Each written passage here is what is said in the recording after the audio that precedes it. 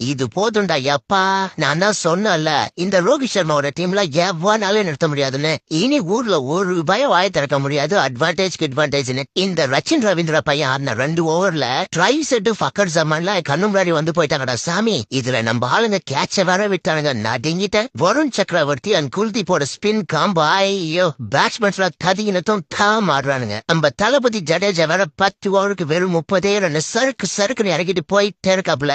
மொத்தமா பிரேஸ்வெல்லும் சேர்ந்து 250 அடிச்சிட்டாங்க. எப்படியோ ரோஹித் சர்மா அந்த ஃப்ளோ ஊர்ல ஒரு பயம் நிறுத்த முடியாது. அவரை கண்ணை மூடிட்டு சொல்லலாம், இந்த டோர்னமெண்டோட பெஸ்ட் பேட்ஸ்மேன் செல்லக்குட்டி ஐயர் தான். என்னமா ஆடுறாண்டா சாமி. நம்பர் 4ல தலைவன் கோலி ரன் அடிக்காம அவுட் ஆயிட்டான்னா ஃபீல் பண்ணாதீங்க. இந்தியா பிரஷர்ல இருக்கா, அப்பதான் தலைவன் வருவான். அக்ஷர் பட்டேல் அவுட் ஆனது லைட்டா புளிய கடிச்சிருச்சு.